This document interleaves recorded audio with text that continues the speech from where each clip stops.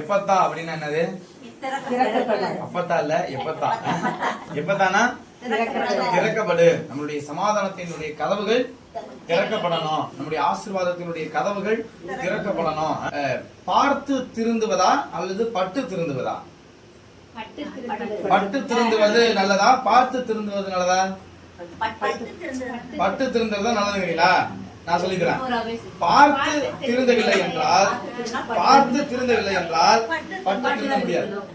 பார்த்து திருந்தல அப்படின்னா பட்டு திருந்த முடியாது. அவ்வளவுதான். பார்க்கிறோம், எவ்வளவு பேருக்கு நோய்கள் வருது, எவ்வளவு பேருக்கு சீக்கு வருது. அப்ப பாக்குறோம், ஆஹா அந்த நோய் எனக்கு வந்துருமோ அப்படின்னு சொல்லி என்ன செய்யணும்?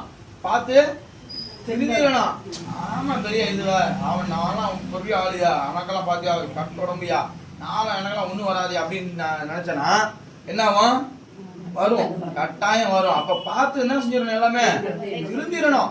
விபிலியத்துல கூட பாருங்க அன்பு சகோதரமே, ஆண்டவராக இயேசு கிறிஸ்து பல புதுமைகள், பல அதிசயங்கள் பார்க்கிறதுக்குன்னே செஞ்சார்.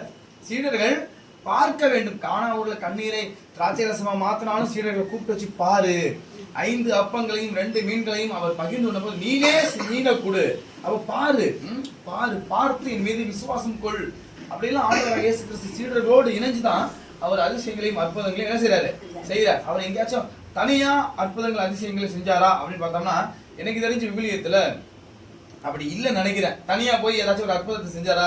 கிடையாது. எல்லாம் பார்க்கும் மன்னன் தான் என்ன செஞ்சாரு? அற்புதங்களையும் அதிசயங்களையும் செய்கிறா.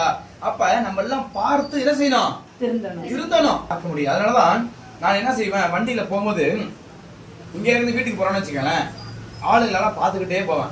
ரோட்ல யார் யாரெல்லாம் போறா வரா அப்படின்னுட்டு நீங்களும் பார்த்துக்கிட்டே போனோம். யாராச்சும் ஒருத்தராவது பீடியோ சிகரெட்டோ தண்ணியோ எதுவுமே இல்லாம நீங்க வீட்டுக்கு கடந்து போயிட்டீங்கன்னா உண்மையாவே ஆண்டவருக்கு கோடி நன்றி அப்பா அப்படின்னு சொல்லணும். அப்படி இன்ன வரைக்கும் நடக்கல நினைக்கிறேன்.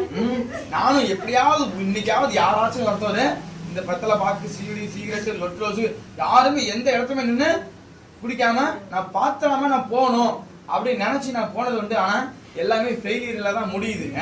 கீழே பார்த்தாலும் பாக்கெட்டு கிடக்குது, சிகரெட் பாக்கெட்டு கிடக்குது. இங்கிட்ட பார்த்தா டீ கடையில் நின்று சிகரெட் அடிச்சு நிற்கிறான், அங்கே பார்த்தா கிளவி அத்தனை பாக்கெட் போட்டுக்கிட்டு இருக்கு. இவ்வாறு இந்த போதை வஸ்துக்களால இந்த உலகம் மூழ்கி கிடக்குது.